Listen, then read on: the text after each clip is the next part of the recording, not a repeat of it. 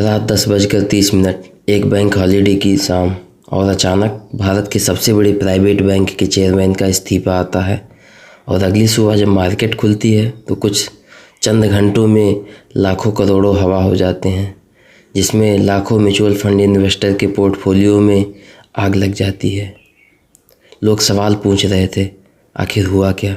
Chairman ने इस्तीफा क्यों दिया? आज हम बात करने वाले हैं HDFC बैंक के बारे में। क्या सच में इस बैंक में कुछ गड़बड़ है या आपके लिए एक गोल्डन अपॉर्चुनिटी है? तो चलिए शुरू करते हैं वीडियो को। बात है 18 मार्च 2026 की। HDFC बैंक के चेयरमैन अतनु चक्रवर्ती, जो कि पहले मोदी गवर्नमेंट में इंडिया के इकोनॉमिक अफेयर्स सेक्रेटरी रह चुके हैं, उन्होंने एक अचानक से शॉर्ट नोटिस पर एक मीटिंग बुलाई। बैठी उसके सामने अपना रेजिग्नेशन लेटर दे दिया। डायरेक्टर ने इनको रेजिग्नेशन देने से रोकने की भरपूर कोशिश की, लेकिन इन्होंने मना कर दिया। उन्होंने यह कहते हुए मना कर दिया कि यह हमारे एथिक्स और वैल्यू के खिलाफ था। वह एक लाइन जो उस रेजिग्नेशन लेटर में लिखी हुई थी, उसने अगली सुबह तूफान मचा के रख दिया। वो लाइन थी, बैंक के अंदर जो हो रहा था पिछले 2 सालों से, वो मेरी वैल्यूज और एथिक्स के खिलाफ था। सवाल उठता है कि चेयरमैन की वैल्यू और एथिक्स आखिर किस बात से हर्ट हुई। इसमें और छानबीन की गई तो 3 बिंदु सामने निकल कर के आते हैं। तो जिसमें से सबसे पहला हमारा है कि जो Credit Suisse AT1 bond scandal, यानी 2023 में क्रेडिट स्विस, ये स्विट्ज़रलैंड का एक बहुत बड़ी बैंक है जो कि डूबने के कगार पर था, तो उसको USB ने खरीद लिया। और उस रेस्क्यू डील में स्विट्ज़रलैंड के रेगुलेटर्स ने क्रेडिट स्विस के AT1 बॉन्ड को पूरी तरह राइट ऑफ कर दिया, जो कि करीब लगभग $17 बिलियन के थे, और वो सारे के सारे स्वाहा हो गए।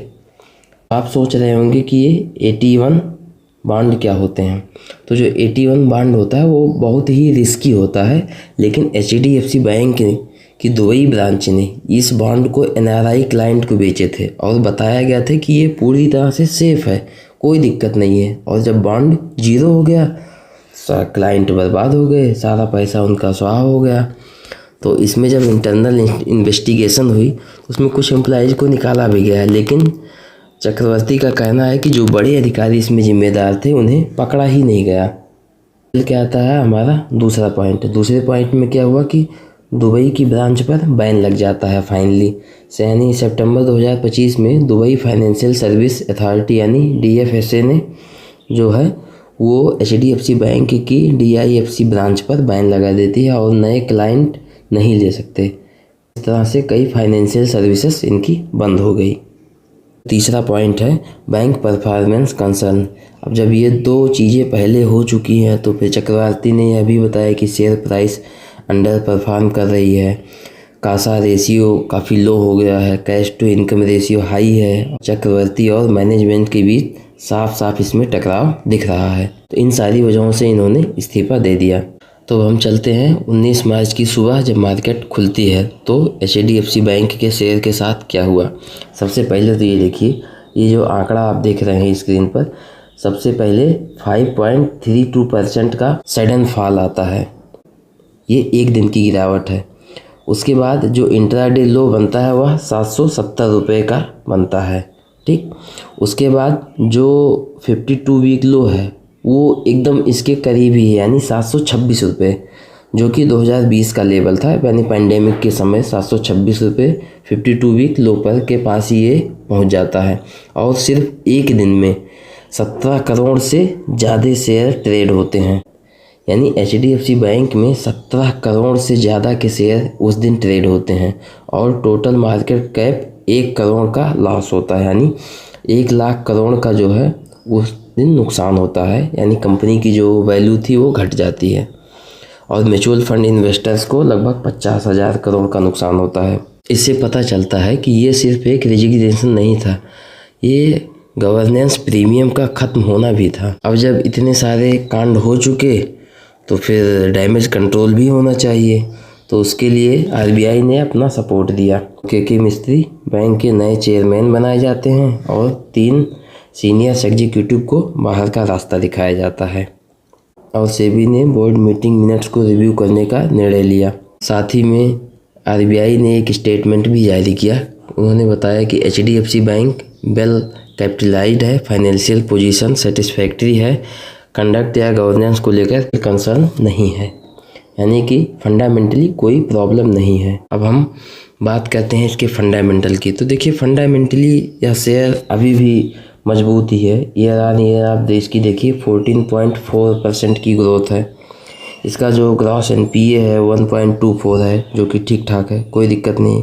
कासा ग्रोथ जो है 12.3% है। देखा जा सकता है कि यह फंडामेंटली अभी कोई दिक्कत नहीं है, फंडामेंटली मजबूत ही है।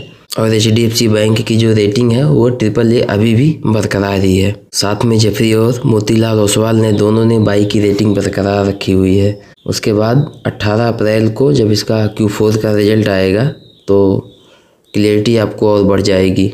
तो अभी आप अपनी स्क्रीन पर देख रहे हैं HDFC बैंक का वीकली टाइम फ्रेम का चार्ट है ये, और जो आज की क्लोजिंग प्राइस है वह है 772। आप इसको ध्यान से देखें तो यहाँ पर आपको एक सपोर्ट जोन के करीब दिख रहा है, यानी 700 के पास में एक सपोर्ट है इसका। तो यहाँ से ये बाउंस बैक ले सकता है। बाउंस बैक क्यों ले सकता है, इसको आइए हम ऐसे समझते हैं, मंथली टाइम फ्रेम पर करते हैं तो यहाँ पर आपको और ज़्यादा चीज़ें क्लियर होंगी।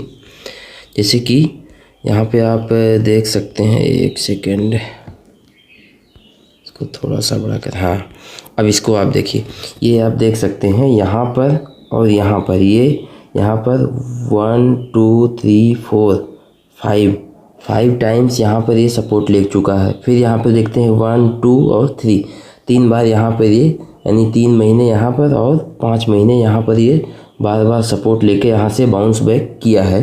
तो ज़्यादा संभावना यही है कि ये जो आपका सपोर्ट जोन है, ये जो मैंने मार्क कर रखा है, ये आप देख पा रहे होंगे, यहाँ से ये फिर से बाउंस बैक कर सकता है। चूँकि फंडामेंटल में कोई दिक्कत है नहीं, तो ज़्यादा चांस यही है कि ये यहाँ से बाउंस बैक करेगा। या बाउंस बैक अगर नहीं भी होता है तो ये क्या होगा कि थोड़े समय के लिए ये ऐसे ऐसे यहाँ पे साइडवेज हो जाएगा, उसके बाद फिर बाउंस बैक आएगा। तो यदि आपके पास पेशेंस है तो एक्यूमुलेट कर सकते हैं, शेयर अच्छा है। और ये जो अभी प्राइस मिल रही है ये फरवरी 2021 की प्राइस आपको मिल रही है, यानी पिछले 5 साल यानी कोविड के बाद का जो टाइम था उस समय की प्राइस आपको अभी मिल रही है 2026 में। और आपको बता दूं कि इस स्टॉक को मेरी तरफ से खरीदने या बेचने की कोई भी सलाह नहीं है। यदि आपको खरीदना या बेचना है तो आप अपने एडवाइज़र से सलाह ले सकते हैं। ये वीडियो केवल एजुकेशनल पर्पस से बनाया गया था, जिससे आप कुछ सीखें और समझें। यदि वीडियो को कंक्लूड किया जाए तो इसमें निकल करके आता है कि अभी गड़बड़ी क्या चल रही है। तो इसमें NRI क्लाइंट को रिस्की बॉन्ड बेचे गए, जिसे सेफ बताया गया, और जब बारी आई एक्शन लेने की तो उसमें लंबा समय खींचा गया। तीसरा पॉइंट, चेयरमैन और बाकी कुछ लोगों के ऊपर कार्रवाई हुई, यानी चेयरमैन ने तो खुद ही छोड़ा, बाकी जो 3-4 लोग थे उनके ऊपर इन्वेस्टिगेट करके उनको बाहर का रास्ता दिखाया गया। और दुबई के एक ब्रांच पर बैन लगा, और जो इसका गवर्नेंस प्रीमियम था वो लगभग ख़त्म हो गया। हम आते हैं कि हमें मौका कहाँ कहाँ पर है। तो लोन और डिपॉजिट डबल डिजिट में ग्रोथ कर रहे हैं। 52 वीक लो के पास है, यानी वैल्यूएशन आपको फेयर या सस्ती तो नहीं है लेकिन फेयर कह सकते हैं। RBI का सपोर्ट है, AAA रेटिंग अभी भी बरकरार है, और इसके रिजल्ट जो आने वाले हैं वो 18 अप्रैल को आ जाएंगे। और यहाँ पे जेफरी और मोतीलाल ओसवाल ने बाई करने की सलाह दी है। तो HDFC बैंक गिरा है लेकिन टूटा नहीं, यानी हिम्मत नहीं हारी है, मौका अभी भी है। तो इसलिए सवाल ये है कि आप इसको क्या क्राइसिस मानते हैं या करेक्शन, या फिर आपके लिए मौका, ये आपके ऊपर है। यदि वीडियो अच्छा लगा हो तो वीडियो को लाइक, चैनल को सब्सक्राइब और कमेंट तो ज़रूर करके बताइएगा कि आप इसको कैसे देखते हैं। क्या यह आपके लिए कोई मौका है, या फिर आप मानते हैं कि नहीं, इससे दूर रहना ही अच्छा होगा।